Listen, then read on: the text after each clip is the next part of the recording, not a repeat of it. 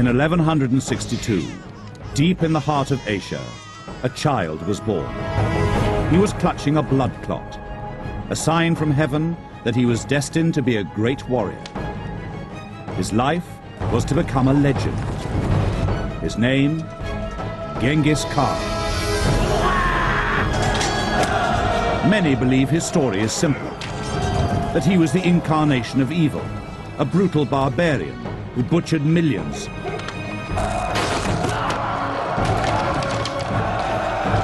But the real character of Genghis Khan is far more intriguing. How did this illiterate outcast turn the feuding tribes of Mongolia into a powerful nation? And how did he transform the Mongol hordes into a ruthless and disciplined fighting machine?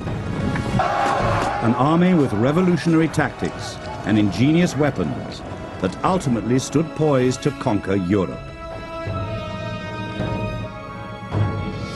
And why, on his deathbed, did he believe his divine mission remained unfulfilled? Soon I will know death, but I will never know my destiny. Shortly after his death, his heirs gathered their memories into an epic account of his life. They called it The Secret History of the Mongols.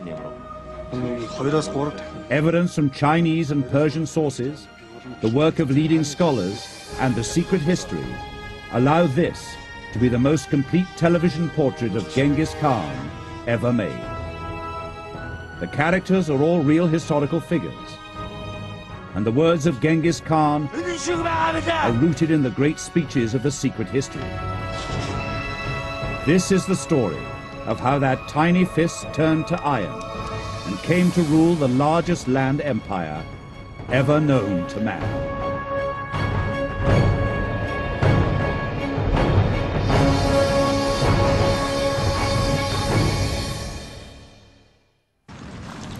In 1215, the Mongol warrior Genghis Khan led his army to Beijing, capital of northern China. After fighting his way across Asia, the city stood before him.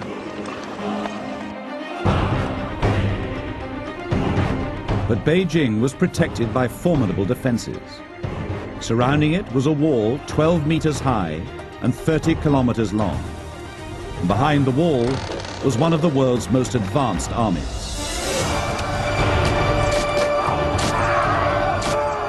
First, Genghis Khan besieged the city. Then he ordered an audacious attack. He forced enemy prisoners to fill his front lines. He built new weapons to attack the city's defenses.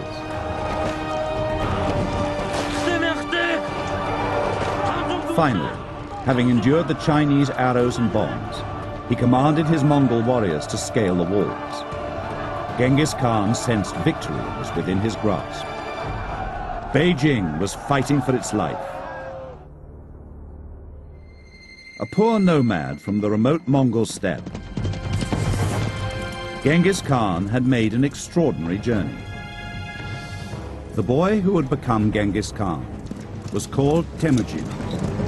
He was the son of a tribal warrior chief. When he was only 9 years old, he received news that was to change his life.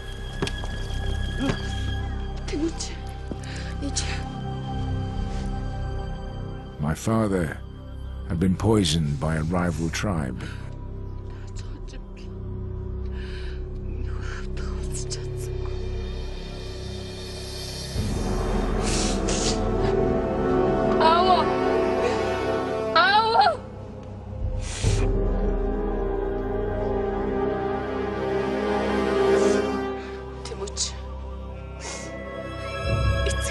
My mother told me my father's enemies were forever the enemies of my own heart. From that day, I would never be a child again.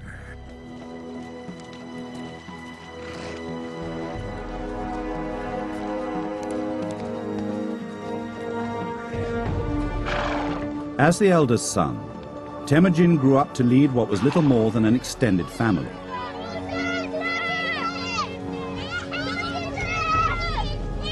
And on the steppes, a small tribe was weak and vulnerable. To survive, Temujin knew he must forge links with other tribes, and there was only one way he could do that. Her name was Borte. There were only two things to know about my marriage.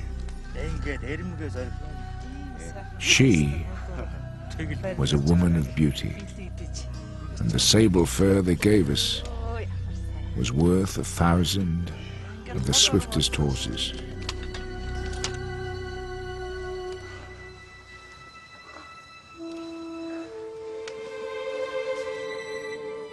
The great tribes of Mongolia were locked in a spiral of murderous vendettas. There was only one law on the steppes. If a man wanted something, he took it. Now, Temujin had something another man wanted.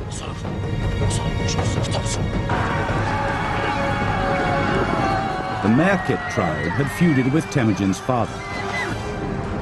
Now Temujin himself was in danger. And especially vulnerable was his new wife.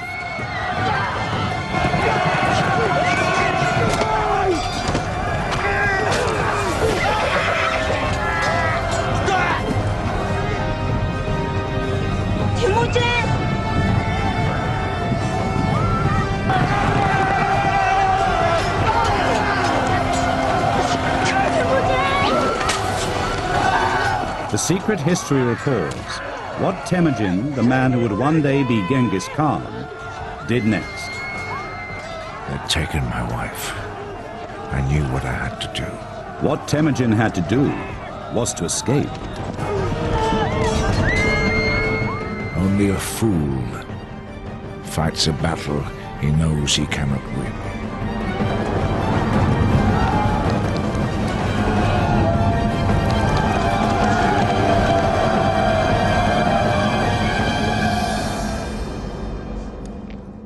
Wife-stealing was common on the steppes.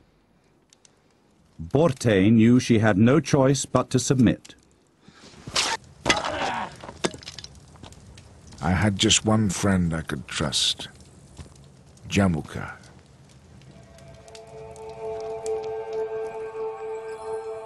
As children, we had sworn the vow of Ander.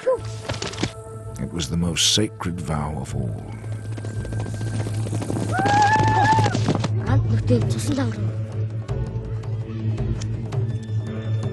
We were blood brothers.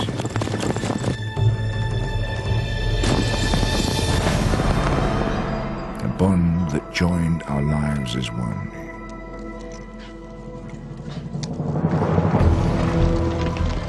With my sworn brother Jamuka, my power had been increased by heaven and earth.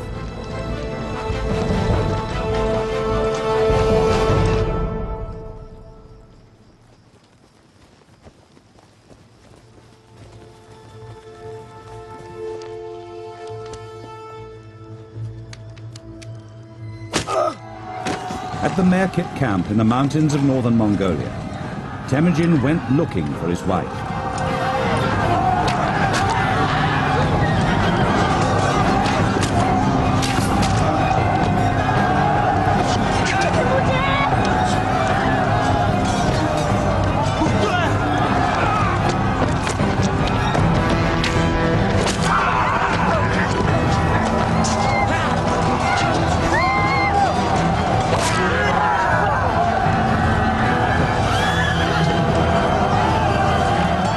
We made the Merkits pay for their deed. We destroyed their families and emptied their breasts. Temujin, the man who was to become Genghis Khan, was barely 20, and he'd already eliminated one of Mongolia's great tribes.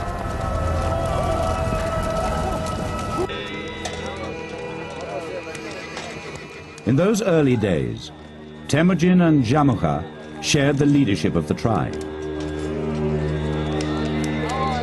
Yet even as they celebrated the victory over the Merkids, there was a hidden tension between them. At the root was a fundamental question.